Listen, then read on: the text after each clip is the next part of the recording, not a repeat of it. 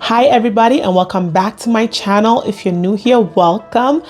This channel is dedicated to sharing the joys and the challenges of raising a special needs child. Stay tuned. Okay, so today I just want to have a little chit chat with you guys.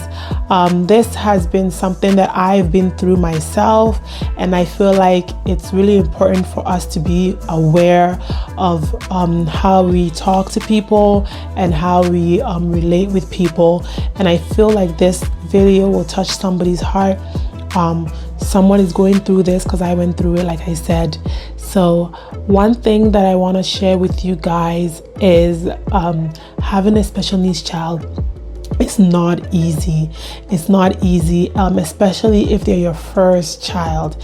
In our case, Jaleesa was my first child, and I found it to be very stressful because, generally your first child, you have so much plans, and like, especially being a girl, I had so much plans for her, dressing alike, decorating her room, all that stuff.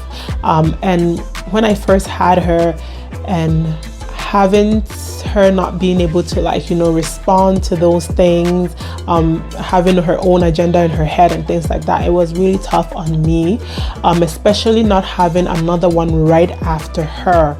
And that's what I want to talk mainly about today, is when you're in that state of waiting for God to speak for your next child. And I think it's not an easy journey having a special needs child. It is not an easy journey waiting on God to bless you with another one. It's not an easy journey not even having any at all and just still waiting upon God to bless you with your first child. And I find that people in our community sometimes are not aware of the challenges or of the emotional stress that as parents, as mothers, as women, we go through when we are in that season of our time, when we are waiting on God to bless us with our next one, or bless us with our first child. And I feel like it's a very sensitive topic, and I just want to kind of go into it a little bit today concerning us. Like, after having Jaleesa, the span between Jaleesa and our next child, Faith, you hear her name, Faith, was about 5 years after having Jaleesa. And that 5 years was tough. Like, do you know how many months is in 5 years to keep getting disappointed? It was really stressful. And I think having Jaleesa being a special needs child also was stress on its own. So sometimes that I find I am not a research person that can tell you that maybe that's what delayed me having the next one so quickly. But all I know is that stress builds up, and then it kind of affects you. And also being on that waiting season in your life, that also stressful. So that also piles up, and I know it can affect your hormones, or it can affect your body, but that was my situation.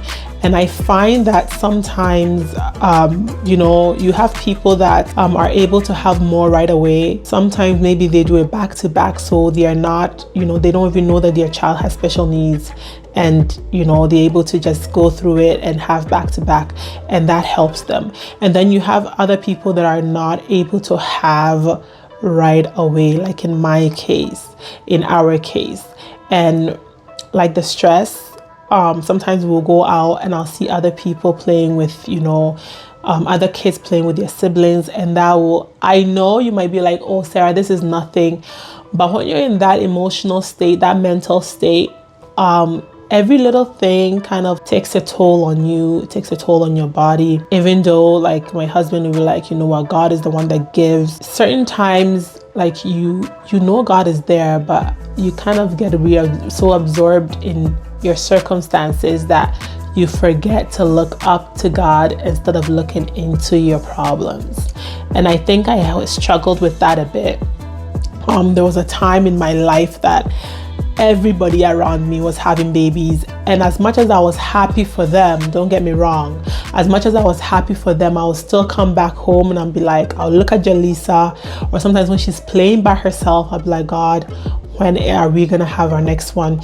when is this gonna happen? When is Jaleesa gonna have a sibling to play with? And you know, if you're not careful, you can get so drawn into a different place in your mind that you forget to thank God for the little things, or thank God for the milestones, or thank God for the previous, like look back, reflect on the goodness of the Lord.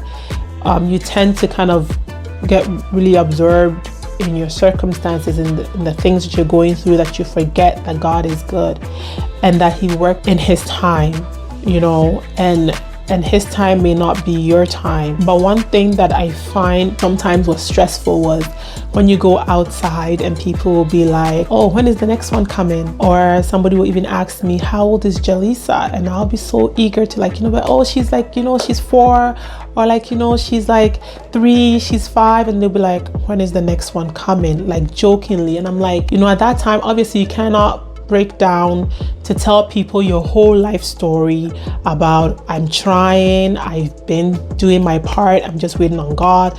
So you just pretty much laugh and you brush it off. And I think people should learn to be more observant, learn to be more aware of their surroundings, learn to be more sensitive to people's emotions, to be able to not just approach people and be like, okay, time is ticking, you need to have your next one. You don't know what the person is going through behind closed doors. Like for us, like we did our part. We went to the doctors, got ourselves checked, and there was nothing wrong. And I keep saying that sometimes you wish that they can tell you that maybe A, B, and C is the problem, and then you can work on it. But in our case, there was nothing wrong. So we had to come back to God and be like, God, there's nothing wrong. What's the delay? What's holding us back? And it was really stressful. And one thing that I always stress about on this channel is that it's really important to have people close to you that can help you in prayers, that can help you to support you, that can, you know, you can talk to, that can give you advice, that can help you lift you up from that space where you're so down that nothing seems to be working. Because the enemy kind of sometimes you know, feeds on that. When he knows that you're in that space, that mental space where you're so down, he feeds on that, and continues to pull you down so much that you cannot even look and see what God has done for you previously, or the goodness of the Lord right now, the breath of life that you have in your life. You have people that don't even have special needs children at all, that have been going through this for a very long time, looking for the fruit of the womb. And sometimes you have people say, oh, you know what, I don't mind, even if I have a special needs child, I don't mind it as long as I have a child. And honestly, I wouldn't wish that on anybody, to have a special needs child. I'm not saying that like what I have, I am not grateful to God for the life that Jaleesa has. But when you're praying, don't channel your prayer in that direction. Just say, God, my Lord, like, you know, you have good plans for me, and please help me to have a child of my own. And then continue to pray. Because I remember there will be times whereby I used to join into the Hallelujah Challenge, which is Nathaniel Bessie from Nigeria. He does it once or twice a year, and I'll, you know, get one of Jaleesa's dolls that she doesn't even play with, she doesn't acknowledge, and be holding and be, you know, walking around the house singing and, you know, all that stuff. But people didn't know that I was going through that, you know, because obviously I'm not gonna tell everybody that I meet this is what I'm going through. But that's one thing. I think sometimes you don't need to know exactly from A to Z what a person is going through. In my community, when somebody gets married, right away they expect them to have a child, and we should all know that children are a gift from God. People that have money, they can even do IVFs and it still doesn't work. And I was like, God, you know, I cannot afford that. I don't have money for that, so I need you to pull through for me. And yes, it took a long time. I know some people's journeys is even longer than what our journey was. And I pray for strength for you. I pray that God will encourage you, and that his spirit will comfort you as you wait in your season. But for me, I was like, 5 years, how many months is in 5 years? How many months is in a year for you to constantly be disappointed? And it's hard. I'm not saying it's going to be easy, but you know what? Even if God says, my child, I know the plans that I have for you. So you know what? I don't want you to have a child.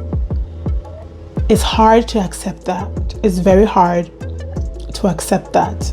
And when you're asking God to bless you and to open your womb, or to open the heavens and bless you, one thing that we should also pray for is ask God that if it's not your will for it to come through, because sometimes you might have the baby and the child will be special needs.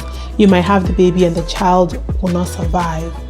If it's not your will, then God, give me the grace to be able to understand it. Give me that peace to be able to move on in life and not be in this situation whereby I'm still in this pit of depression or this pit of uncertainty, or like feel like I'm all alone and I have no one. Help me to be able to acknowledge the people around me that have kids and support them and be there for them. But you will not have that peace or that realization if you don't pray for the grace and God to help you to be able to understand that. And somebody might say, okay, you're saying that now because you have a child. It's easier said than done. I'm not saying that you can just go down on your knees and say all these things that I'm saying, but it's baby steps.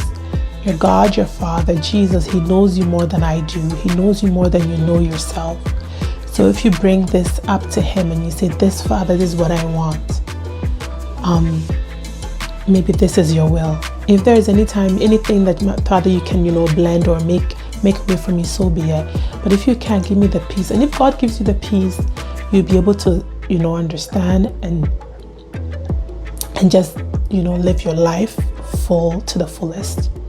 But I really want to stress that people should refrain from asking people, when is the next one coming?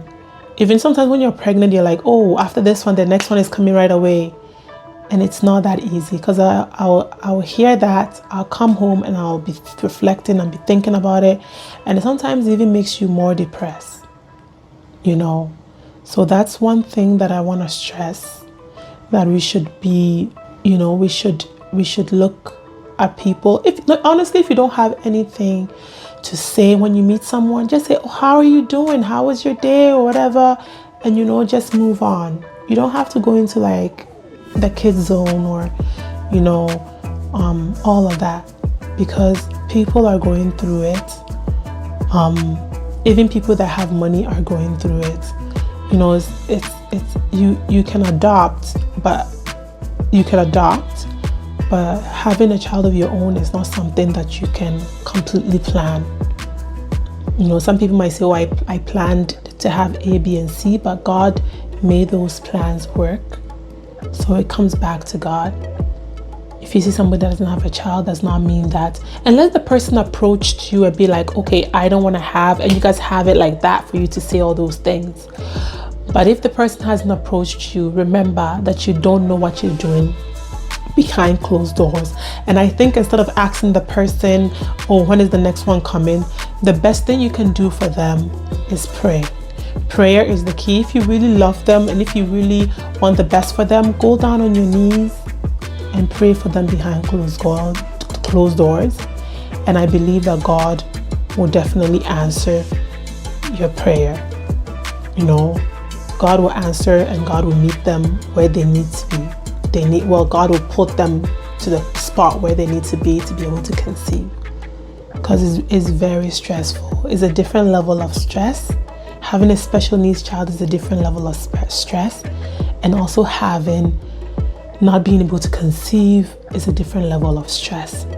Because sometimes you feel like if I had the child, like for me, I'd be like, if only Jaleesa had a sibling at home, things would be different.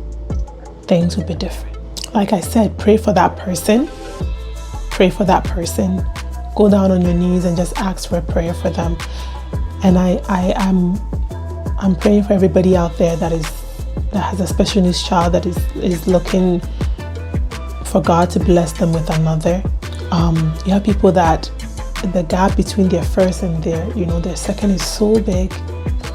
And sometimes I feel like even though I was seeking for God to bless us with more, I feel like God had a purpose for that delay, because we had more time for Jaleesa that I wouldn't have had at that time. Only your Father knows best, and only your Father can heal you or can answer you.